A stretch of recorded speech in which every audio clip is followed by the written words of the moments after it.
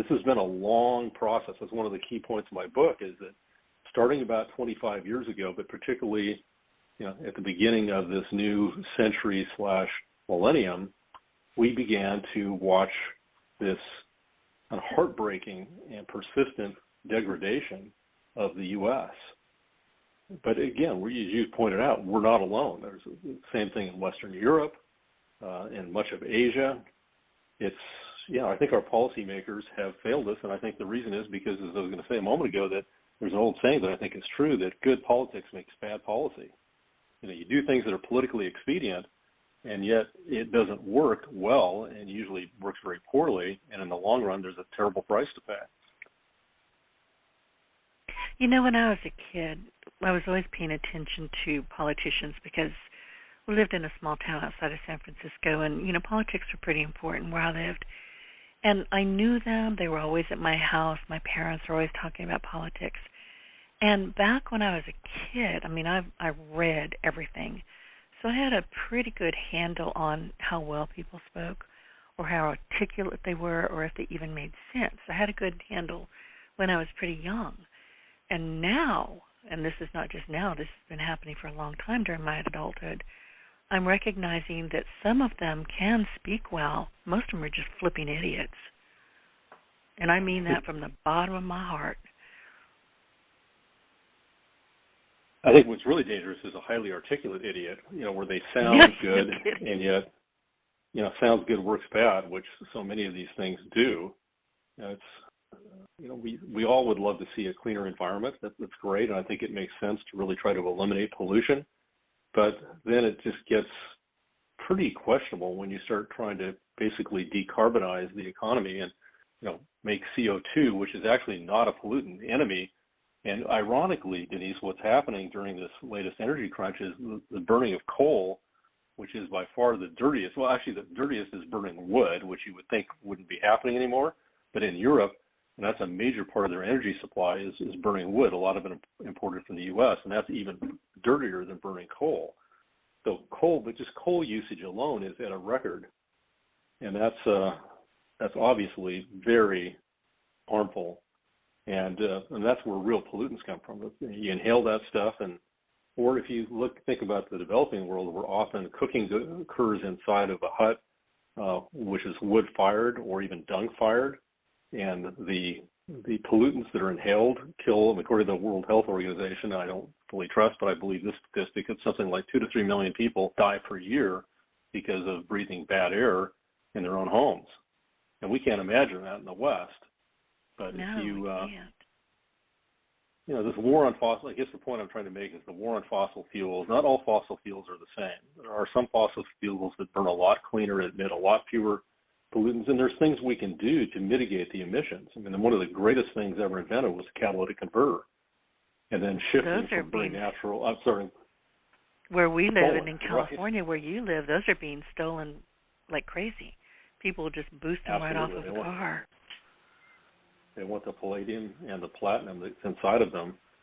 And so people are actually having to put cages around their catalytic converters. But between catalytic converters and the conversion from burning coal to burning natural gas, which emits a lot fewer effluents, the U.S. air quality has improved by about 75% over the last 50 years. If you don't believe me, you can go to the EPA website and see that.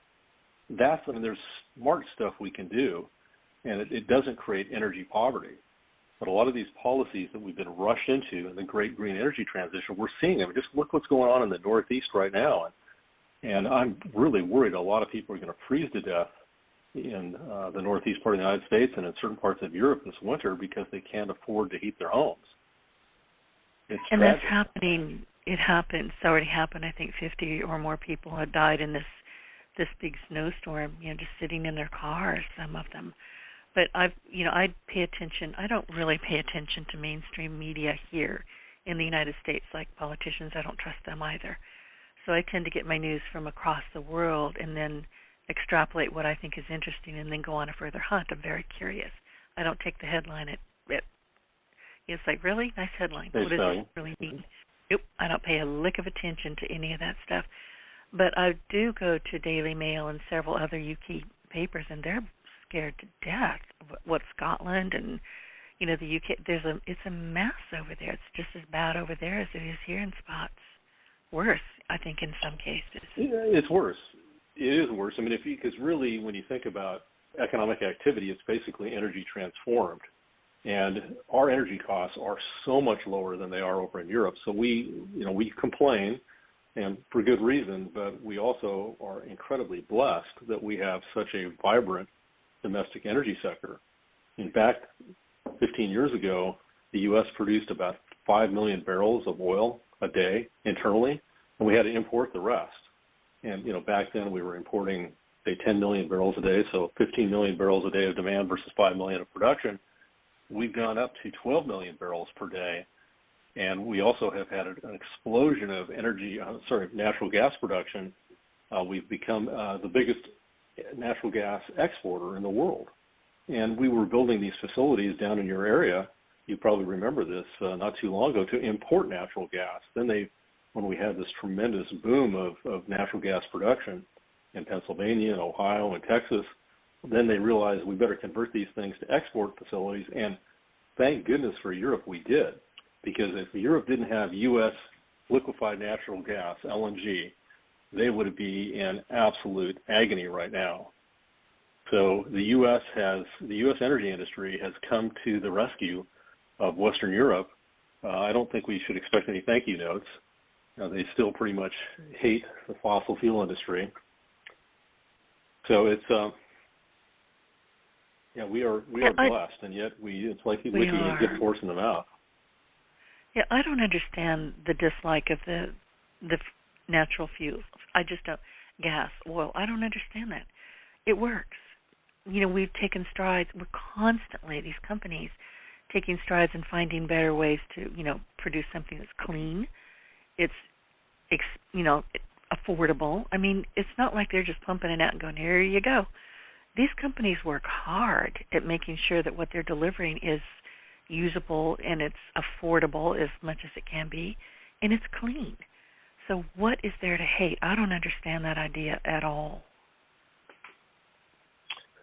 Well, it's obviously a hugely controversial topic, and I probably get in trouble by saying, I think we should be careful about what we're trying to do. And, my biggest gripe has been how quickly we're trying to make this transition. And I've been warning about this for years, saying you're going to create an energy poverty situation by doing what you're doing. I mean, it's just amazing to look at the Northeast. I mentioned earlier Pennsylvania. I mean, that's just a couple hundred miles from where the big demand for natural gas is during the winter, and yet they won't allow pipelines to be built. There's one that's about 97% complete that is being stopped repeatedly in the courts, and so they have to now import LNG, just like Germany is, to the Northeast so that they don't get it by a pipeline, and of course it's way more expensive. And these utility bills, which have already been horrendously high in the Northeast, especially compared to like where you are, they're going to be even higher this year. And a lot of people are just barely making ends meet, and to have a major spike in their energy costs is going to be very painful.